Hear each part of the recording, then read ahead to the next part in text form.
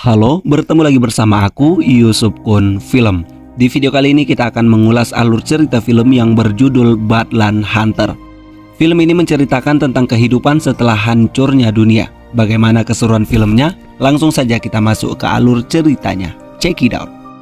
Film dibuka, kita diperlihatkan banyaknya binatang yang mengkerumuni seorang dokter yang sudah mati. Ternyata Gisu yang juga sebagai dokter telah membunuhnya. Gisu berusaha menghidupkan kembali anaknya yang bernama Seon dengan eksperimen-eksperimen gilanya. Para polisi datang untuk menghentikan kegilaan Gisu. Namun tiba-tiba gempa bumi melanda dan inilah awal kehancuran bumi. 멈춰! 날 막으면 어차피 소연이 죽어. 당장 소연이 풀어줘. 아니야, 방법을 찾아냈어. 소연이 죽어.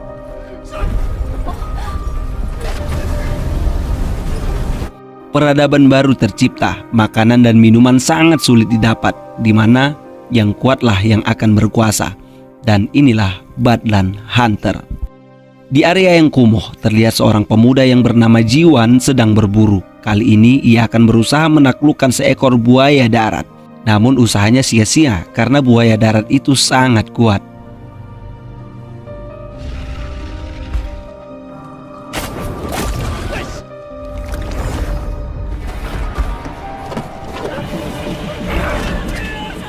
Namsan datang menyelamatkannya. Dengan keberanian yang di atas rata-rata, Namsan berhasil menaklukkan buaya darat itu.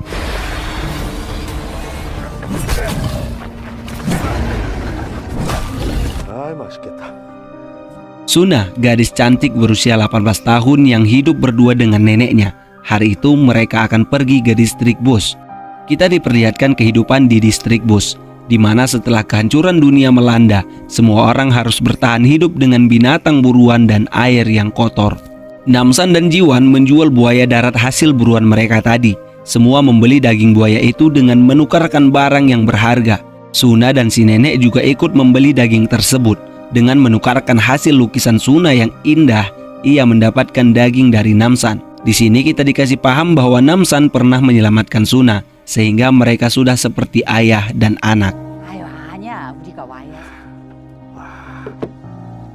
난 아저씨 갈게요. Tak lama komplotan gangster datang dan menangkap anak-anak yang berusia muda. Suna pun ditangkap. Tak terima kekasih hatinya di bawah, Jiwan melawan. Namun kena pukul habis-habisan. 버스동 주민 여러분, 너 몇 살이니?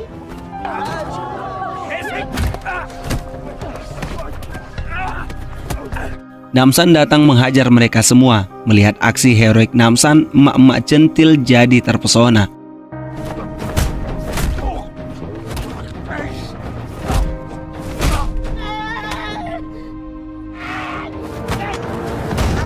남산. Saat pulang, mereka melihat orang-orang asing sedang berada di rumah Suna. Saat dihampiri, ternyata mereka adalah orang-orang yang berasal dari apartemen. Mereka mencari anak-anak yang berusia 18 tahun untuk dibawa ke apartemen dan diberi pembelajaran dan kehidupan yang layak. Dengan dalih karena anak-anak muda lah yang akan melanjutkan keberlangsungan hidup dan membuat peradaban baru. Suna mengkhawatirkan kesehatan neneknya jika pergi ke sana, karena si nenek sudah tak kuat lagi untuk berjalan. Perempuan yang kita sebut saja Min Ah itu mengatakan bahwa ada klinik untuk pengobatan neneknya. Mendengar itu, Suna dan si nenek setuju berangkat. Sebelum pergi, Suna memberikan hasil gambarannya kepada Jiwan sebagai tanda bahwa dia juga menyukai Jiwan. Singkat cerita, malam pun tiba. Karena tak bisa tidur, Namsan ingin berburu malam. Jiwan setia menemaninya. Di perjalanan, seorang gadis yang bernama Juye memperkenalkan dirinya dan mengajak Suna berteman. Dengan sedikit basa-basi, akhirnya mereka pun berteman. Tak lama si nenek merasa kelelahan. Bin Ah bilang ajudannya akan mengantarkan si nenek dan ada satu kakek-kakek lagi ke klinik yang mereka katakan.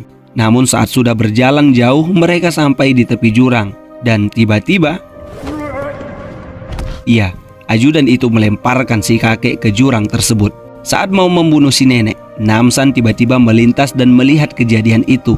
Mereka pun langsung menghajar dua ajudan tersebut. Namun anehnya, sudah dihajar berkali-kali, para ajudan itu tetap masih hidup.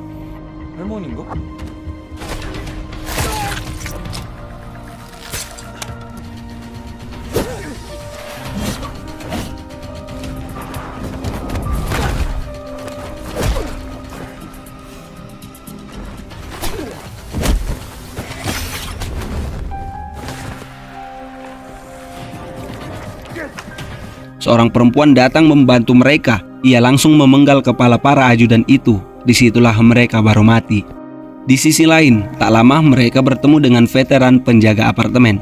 Mulai dari situ mereka dibawa menggunakan mobil. Dengan rasa sedih mereka menguburkan si nenek. Perempuan yang membantu mereka bernama Eunho. Ternyata ia datang karena ingin minta bantuan mereka. Ia menjelaskan bahwa setelah terjadinya gempa yang meluluh lantahkan umat manusia, dengan pesawat militer, mereka mencari orang-orang yang mungkin bisa diselamatkan. Dari atas mereka melihat sebuah apartemen yang masih utuh. Mereka turun ke sana. Di apartemen itu ternyata masih ada air yang bagus, sehingga mereka memutuskan membuat base camp dan tinggal di apartemen itu. Waktu berlalu, seorang dokter ilmuwan yang di awal film tadi bernama Gisu datang. Secerca harapan muncul. Namun suatu hari, kedoknya terbongkar. Setiap anak-anak yang ia bawa selalu menghilang dan tak tahu di mana keberadaannya. Mendengar itu, Gisu menjelaskan bahwa ia menemukan penemuan baru, bahwa mereka tak akan mati walau ditembak berkali-kali. Ketua veteran membuktikannya dengan menembak veteran lain dan benar saja, tak terjadi apa-apa dengan veteran itu. Eunho tak terima karena akibat penemuannya itu para anak-anak mati. Karena itu ia melarikan diri dan meminta tolong Namsan agar membantunya untuk menghancurkan Gisu dan rekan-rekan lainnya. Namsan tak peduli karena ia hanya ingin menyelamatkan Suna. Di sisi lain, Suna dan yang lain sudah sampai di apartemen. Di sana mereka disambut oleh Gisu dengan kata-kata manisnya. Setelah itu mereka diberi minuman kemudian diberi kamar yang bagus. Di sisi lain, Eunho kembali menjelaskan apartemen tersebut. Ia katakan bahwa sulit untuk menembusnya karena pertahanan yang kuat dan veteran yang sulit untuk dikalahkan. Sebab mereka semua sudah menggunakan serum dari Gisu. Mendengar itu, Namsan mendatangi Tiger yang menjadi orang dalam di apartemen tersebut. Terlihat kelompok Tiger lagi asik baku hantam dengan kelompok lain. Namsan datang dan mereka semua satukan kekuatan untuk menghajar Namsan. Namun mereka tak ada apa-apanya bagi Namsan.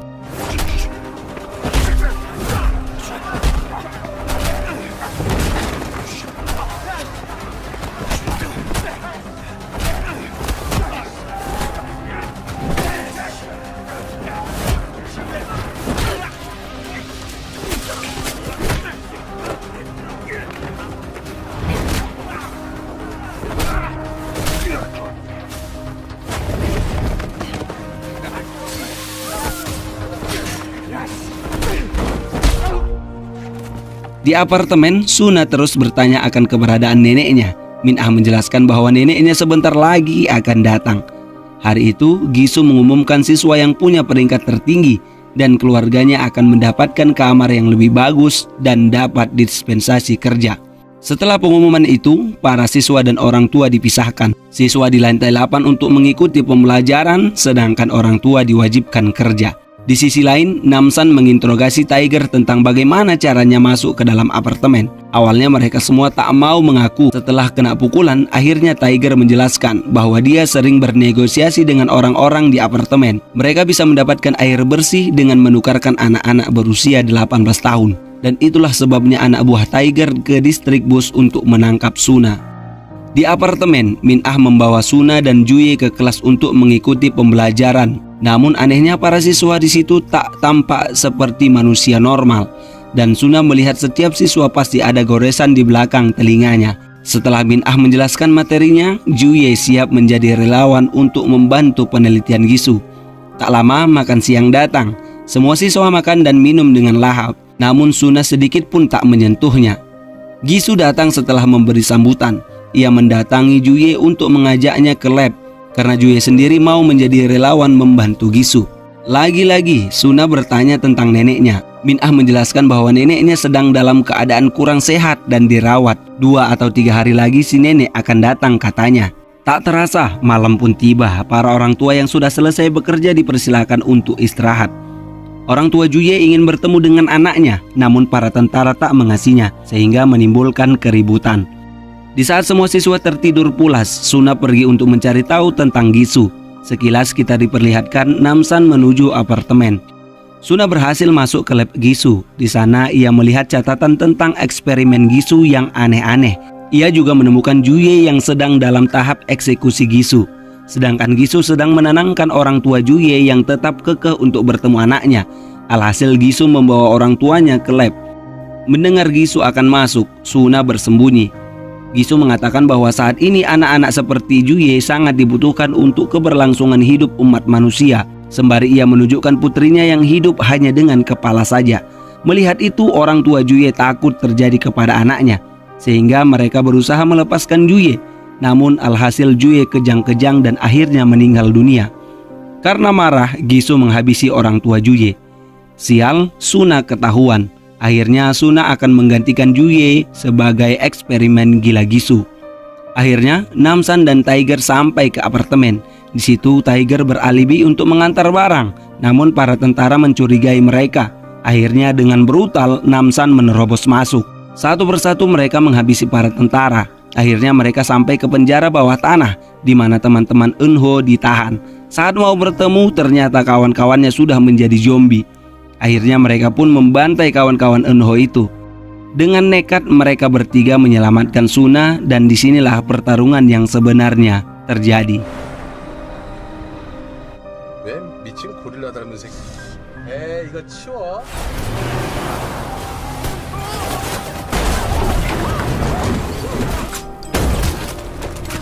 지하 감옥으로 갈 거야. 이쪽이요. 괜찮아?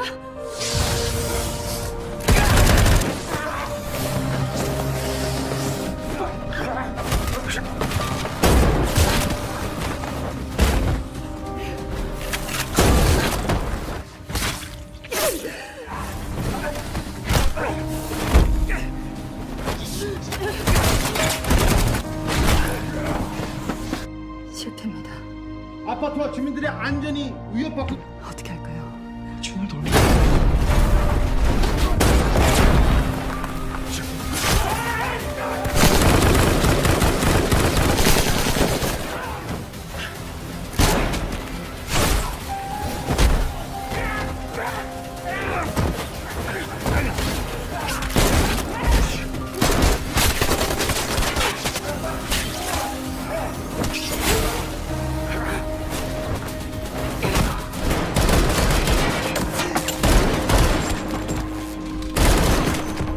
올라.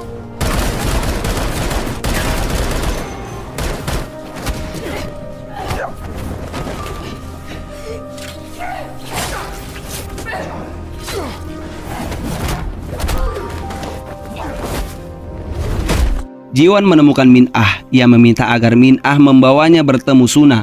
Namun mereka bertemu dengan ketua tentara. Tapi Namsan datang dan berhadapan dengan ketua tentara itu. Di ruangan lab, Gisu heran kenapa Suna bisa cepat sadar dari eksperimennya. Di situ Suna bilang kalau dia tidak memakan dan tidak meminum yang sudah diberikan dari apartemen ini. Karena dia tahu makanan dan minuman yang diberikan itu adalah salah satu obat untuk para siswa, agar para siswa mudah untuk dijadikan bahan eksperimen. Mendengar itu, Gisu marah dan ingin menghabisi Suna. Jiwan datang untuk menyelamatkannya. Namun tanpa ia sadari, seorang tentara kembali hidup dan mengajarnya. Sebelum pergi, Gisu menyuruh Min-ah untuk memasukkan anaknya ke dalam koper. Di sisi lain, Namsan bertarung habis-habisan dengan ketua tentara. Akhirnya ketua tentara itu mati dengan cara kepalanya dipenggal.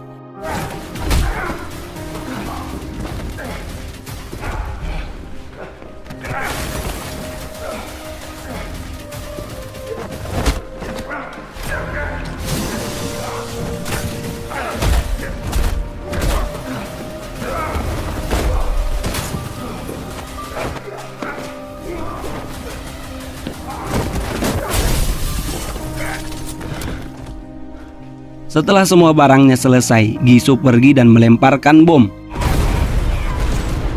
Di dalam ternyata Jiwan dan Suna berhasil selamat. Namsan bergegas membawa mereka keluar. Di luar, Gisu dikeroyok habis-habisan. Begitu pula dengan anaknya yang sudah tak bernyawa lagi. Melihat itu dengan marah, Gisu menembaki semua orang. Namsan dan kawan-kawan mendekat, kemudian menghabisi Gisu. Entah kebetulan atau tidak, hujan turun mengakhiri film ini. Di akhir film, Suna mendatangi kuburan neneknya. Setelah itu mereka kembali beraktivitas seperti biasanya. Di sana, ibu-ibu genit yang suka sama Namsan mengajaknya untuk minum. Dan film pun berakhir. Oke guys, itulah tadi alur cerita film Badland Hunter. Semoga kalian terhibur dan sampai jumpa di video berikutnya. See you next time video. Bye bye.